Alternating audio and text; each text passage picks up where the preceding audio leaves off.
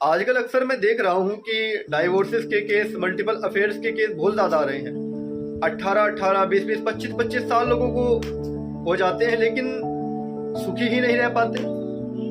कोई कहता है भैया मेरी पत्नी टॉक्सिक है, कोई कहता है पति टॉक्सिक है, लेकिन दुखी दोनों ही एक दूसरे से हैं।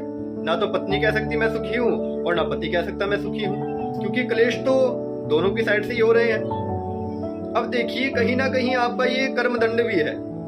प्रकृति बदला लेने के लिए, कर्मदंड देने के लिए कोई बाहर का व्यक्ति आपके लिए नहीं लाएगी कि जो आपको कर्मदंड देने के लिए आएगा। विशेष आपको कर्मदंड देने के लिए आपके परिवार का सबसे करीबी व्यक्ति ही आपको कर्मदंड देगा, और ये आपकी पिछले जन्म के कर्म है। ना तो आप कह सकते कि भाई मेरी पत्नी टॉक्सिक है, ना आप कह सकते मेरा पति टॉक्सिक है, क्योंकि वह आपके पूर्व जन्म के कर्म ही आपके सामने लौट कर आ रहे हैं।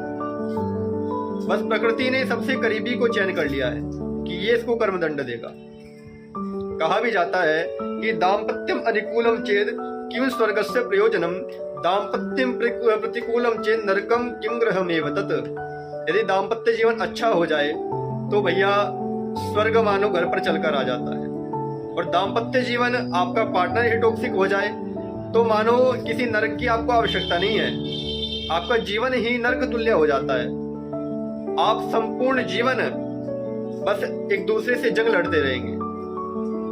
तो कहीं ना कहीं इसमें कुछ ग्रह भी जिम्मेवार हैं।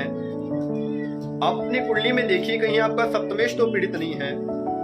आपके पार्टनर की कुंडली में यदि सप्तमेश पीड़ित हुआ, सप्तमेश्वर पापा ग्रह की दृष्टि हुई, या आपके सप्तमेश ने 6, 8, 12 से संबंध बनाया, या फिर सप्तम भाव में आपके शनि राहु केतु जैसे क्रूर ग्रह बैठ गए, तो भी ऐसे व्यक्तियों का दाम्पत्य जीवन सुखी हो ही नहीं सकता।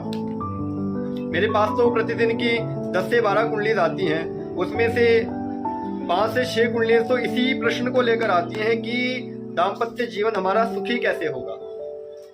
तो मैं देखता हूं कि भैया सप्तमेश ही पीड़ित होकर बैठा हुआ है, सप्तमेश्वर पापा ग्रह की दृष्टि पड़ रही है।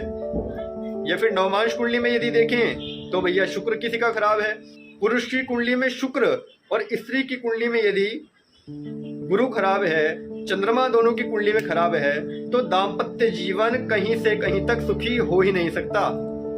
आप कितनी भी कोशिश कर लीजिए, यदि सप्तमेश आपका पाप कर्तरी योग में है, नवमांश के लगन में ही पापा ग्रह बैठ गए हैं, तो कैसे आपका जीवन सुखी हो जाएगा। तो जब आप पार्टनर का चयन करें तो अच्छे ज्योतिषी से परामर्श लीजिए, और तभी आप आगे